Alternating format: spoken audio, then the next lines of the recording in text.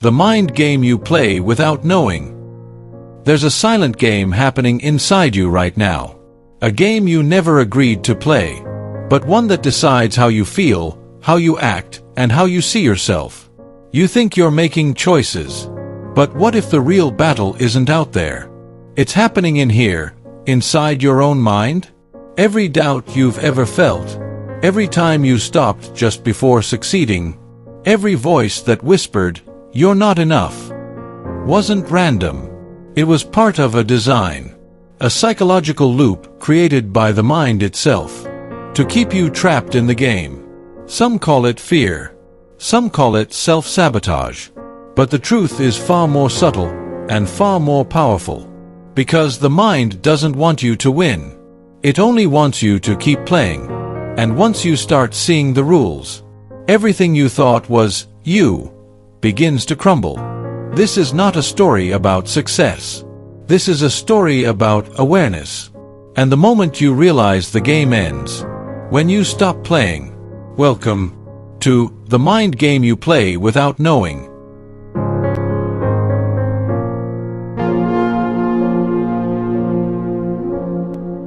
The voice inside the head. Lucas had always believed he was in control. He worked hard, planned everything, followed every rule that promised success.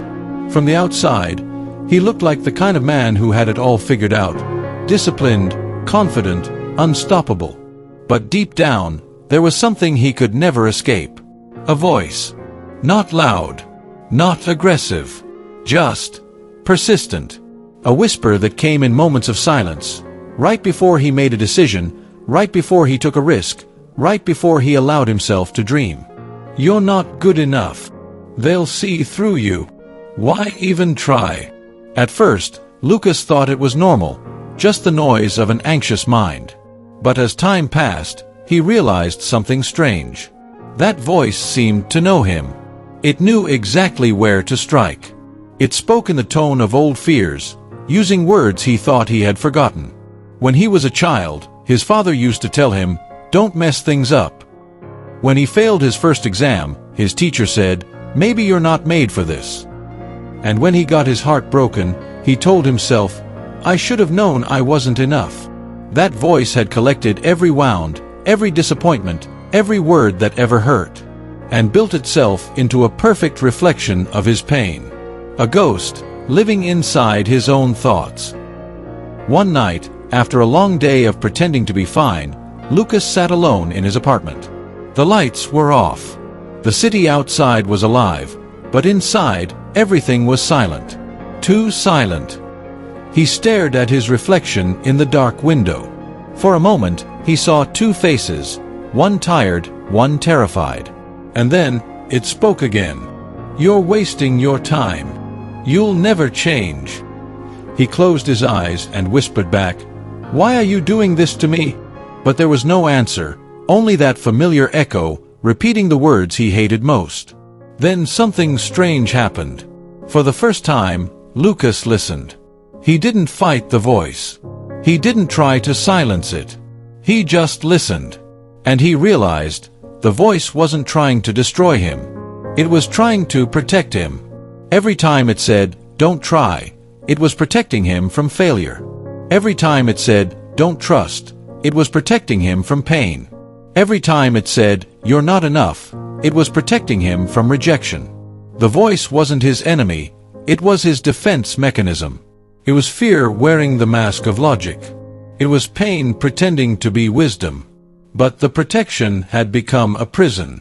The walls that once kept danger out were now keeping him in. Lucas stood up and walked to the mirror. He looked into his own eyes and whispered, "I know who you are." For the first time, he didn't feel anger. He felt compassion for the part of him that had been scared for so long.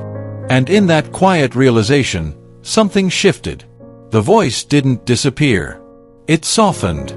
It was still there, but now it sounded smaller, weaker. Lucas understood that he didn't need to fight the voice. He just needed to see it.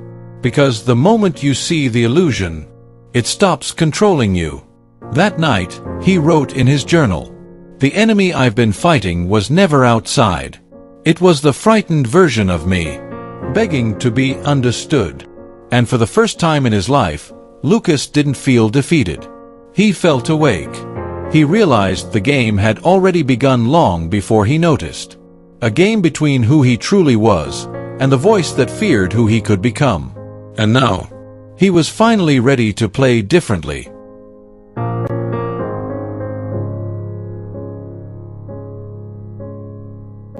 The invisible board of the mind.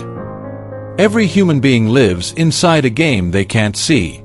A silent, invisible board, made not of pieces or cards, but of beliefs, fears, and identities.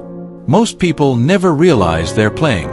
They wake up every day and move across this mental board, reacting, chasing, fighting, comparing, believing they're in control, when in truth, every move they make is being dictated by the rules their mind secretly created long ago.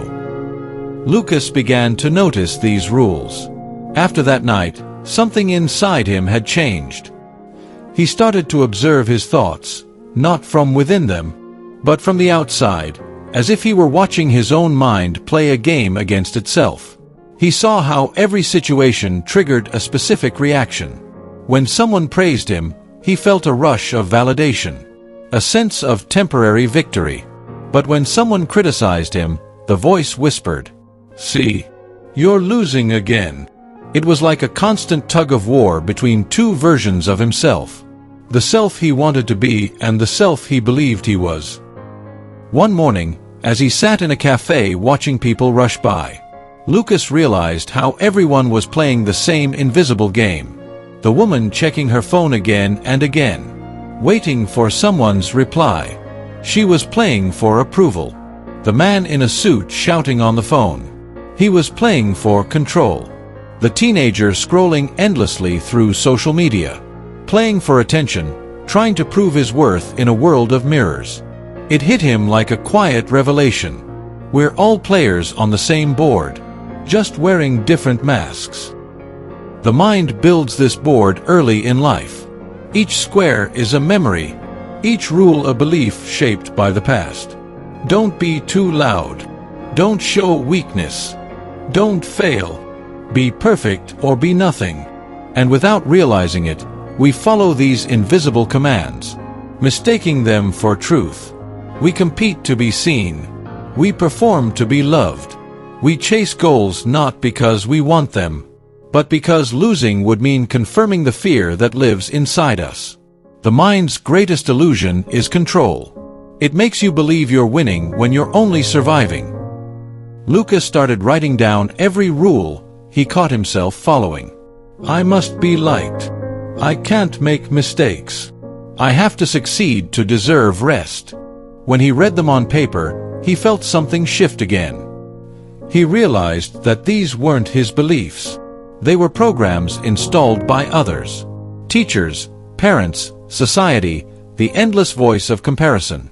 He had built his life trying to win a game that was never his to begin with. And that's when he understood the cruel genius of the mind. It creates a dream, a perfect image of who you should be, and then spends your entire life comparing you to it. Every time you fall short, the game resets, forcing you to chase again. You're almost there. Just a little more. Then you'll be enough. But you never arrive. Because the mind never lets you win. It only rewards you with another round. Lucas closed his notebook and whispered to himself, "This isn't a game you win by fighting. It was a game you end by seeing." He finally understood. The goal was never perfection. It was awareness. Because once you see the invisible board, you stop being a pawn. You stop reacting. You start choosing. And in that moment of stillness, the mind, for just a second, loses its grip. The mind creates the board, he thought. But consciousness steps off it. Lucas looked up at the sky through the cafe window. For the first time in years, he didn't feel like he had to win. He just felt free to be.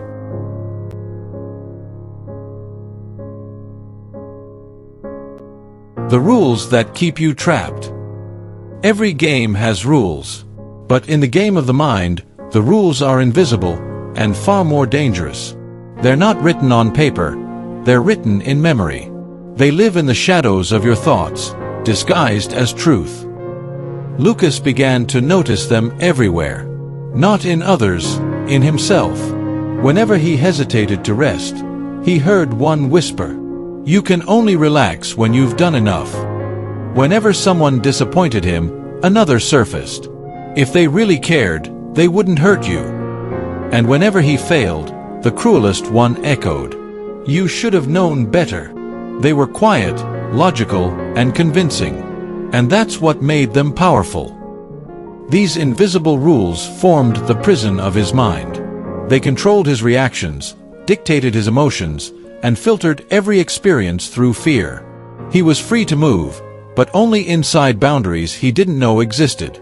He could achieve, love, create, but always with a silent condition attached. I'll be happy when. I'll feel worthy if. I'll be safe once.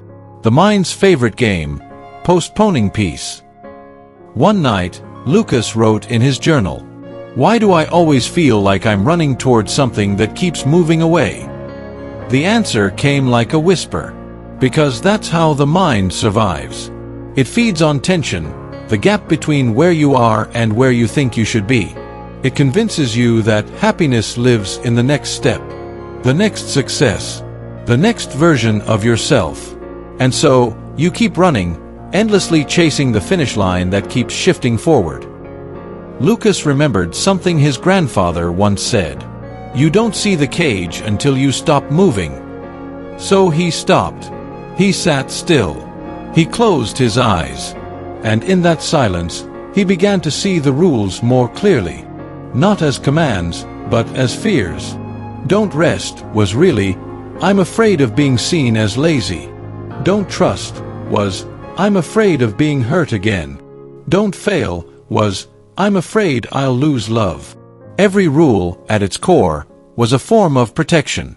But just like an overprotective guard, it kept him locked inside the walls it built to keep danger out.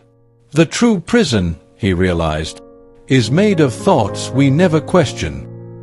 When Lucas shared these thoughts with a friend, she smiled softly and said, It's funny, the mind makes us believe that peace is a reward. But peace was always our starting point. Her words echoed inside him like a riddle that suddenly made sense. He understood that he didn't have to earn peace. He just had to stop trading it for fear. The mind's rules are self-imposed contracts. If I'm perfect, I'll be loved. If I'm strong, I'll be safe. If I'm successful, I'll be free. But none of it was true. Love, safety, freedom, they weren't rewards. They were choices that had been waiting for permission. And now, he realized, he didn't need permission anymore. That night, Lucas tore a page from his notebook. On it, he wrote down the 3 rules that had governed his entire life. 1. Be perfect or fail. 2. Don't show weakness. 3. Never stop proving yourself. Then, under them, he wrote a single line in bold letters. I release these rules. They are not mine. As the paper burned slowly in the small dish by his window, Lucas didn't feel victorious. He felt lighter. For the first time, he saw that freedom doesn't come when the mind is silent. It comes when the rules no longer define you. And in that quiet flicker of flame, he realized something profound. The mind creates cages. Awareness doesn't need walls.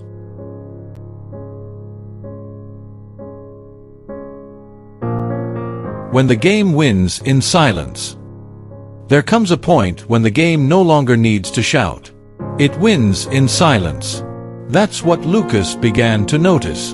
The moments when nothing seemed wrong, yet something felt missing. He wasn't falling apart. He wasn't in pain. He was simply numb. A quiet exhaustion, like carrying invisible weight. He still smiled at people, still went to work, still played his part in the world. But inside, the colors had faded. Every victory felt dull. Every joy felt temporary. And that's when the mind knows it has won. When you stop questioning, stop feeling, stop living with fire. When you accept the cage as home. Lucas sat in a crowded subway one evening, watching people's faces. Everyone was scrolling, rushing, waiting, but no one seemed awake. He wondered, are we all just pretending to be alive? He thought back to his own life, the routines, the goals, the constant effort to be better. Every action had been driven by an invisible pressure to fix something that was never truly broken. That's how the game keeps you playing. Not through chaos, but through quiet repetition. You stop noticing the rules because they've become habits. You stop fighting because you've accepted the pain as normal. One night, Lucas woke up suddenly at 3 a.m. The room was still. The city outside was silent. He felt a heaviness in his chest. Not fear, not sadness, just a void. He sat up and asked himself a question that came from somewhere deep. When did I stop feeling alive? No answer came, just the faint echo of his own breath. And then, a whisper, not from the mind, but from the heart. You've been surviving, not living. The realization hit like a wave. He wasn't broken. He was disconnected. He had spent so many years obeying the mind's commands that he had forgotten the sound of his own soul. The mind had won in silence. He remembered all the small ways it had happened. When he chose comfort over curiosity. When he scrolled instead of creating. When he apologized for existing too loudly. When he silenced his heart just to keep the peace. It hadn't been one big defeat. It had been 1,000 quiet surrenders. And now, sitting alone in the dim light, Lucas realized something terrifying. He had become everything the voice wanted. Controlled, cautious, predictable. You've kept me safe, he whispered to the voice, but at the cost of my spirit. That night, he did something different. He didn't fight the silence. He entered it. He sat on the floor, closed his eyes, and listened. For the first time, he wasn't trying to change his thoughts. He was feeling them. The sadness, the fear, the emptiness, all of it. And as he allowed them to exist, something strange happened. The silence that once felt suffocating began to feel spacious, peaceful. He realized the game could only control him when he resisted it. But when he stopped resisting, when he truly saw the silence, it lost its power. Because silence wasn't the enemy. It was the doorway back to himself. Lucas opened his eyes and felt something he hadn't felt in years. Presence. Not happiness, not relief, just presence. The simple awareness of being alive. He whispered softly, "I'm still here." And that truth, as small as it seemed, was enough to break the spell. The game wins when you forget who you are, he thought. But the moment you remember, the board disappears. As dawn began to rise outside his window, Lucas smiled for no reason at all. The silence hadn't been punishment. It was the mind's last defense before surrender. And now, for the first time, he could finally hear himself.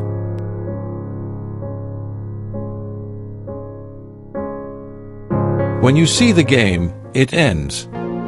Morning light entered Lucas's apartment like a quiet revelation.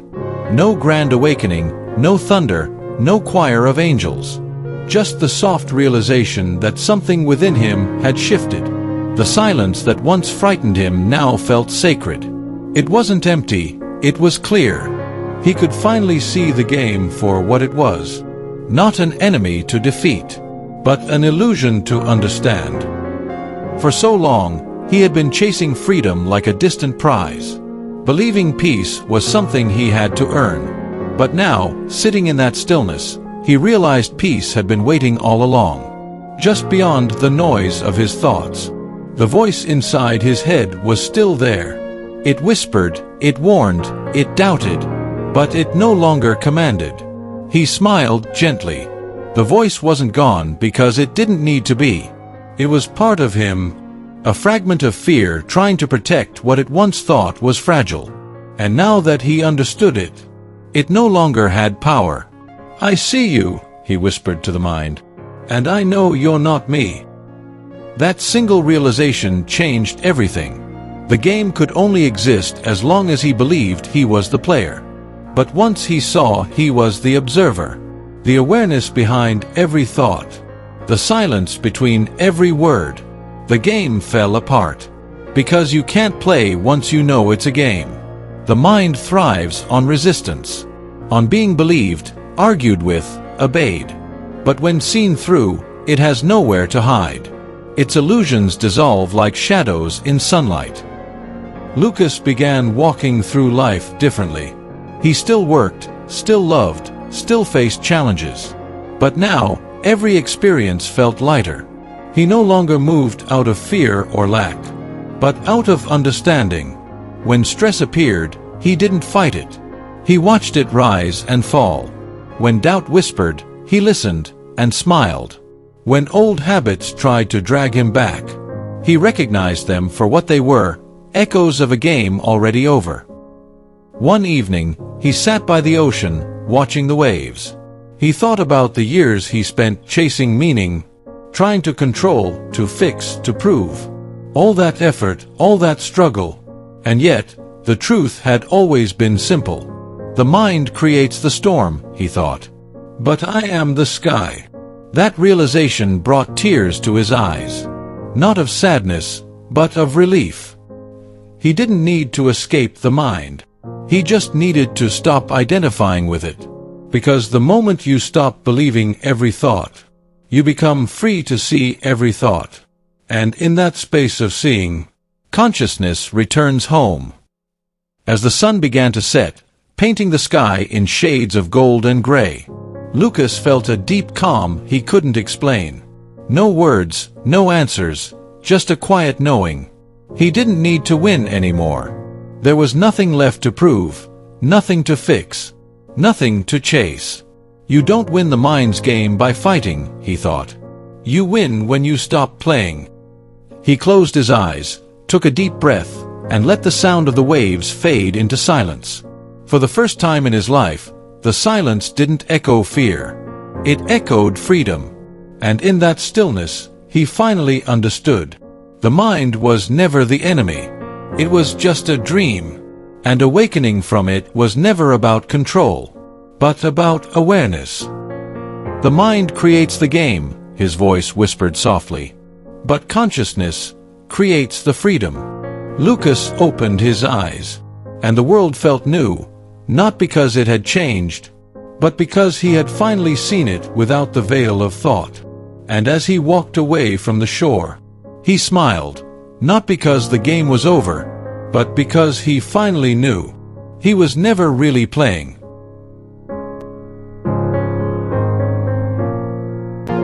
Conclusion: the mind game you play without knowing. Every one of us plays it. The invisible game of the mind. We wake up every morning and step onto the board, not realizing that the rules, the fears, the limits, were never truly ours. We spend our lives trying to fix what was never broken, to earn what was never missing, to prove what was never in question. And in that endless chase for control, we forget the most important truth, that the mind is not who we are. The voice inside your head is not your enemy. It's the echo of everything you've lived, a reflection of pain, love, rejection, and hope, all condensed into words that sound like you. It tries to protect you, but protection often becomes prison. And so, the real victory doesn't come when you silence it. It comes when you see it clearly. You don't have to fight the mind. You only have to watch it. Because the moment you watch, you're no longer trapped in the thought. You're the awareness behind it. And that awareness is freedom. Lucas's story is not just his. It's the story of everyone who has ever doubted themselves, feared failure, or carried pain they couldn't name. It's the story of waking up, not from sleep, but from identification. waking up from the illusion that we are our thoughts, our fears, our memories. The mind creates the storm, but consciousness is the sky.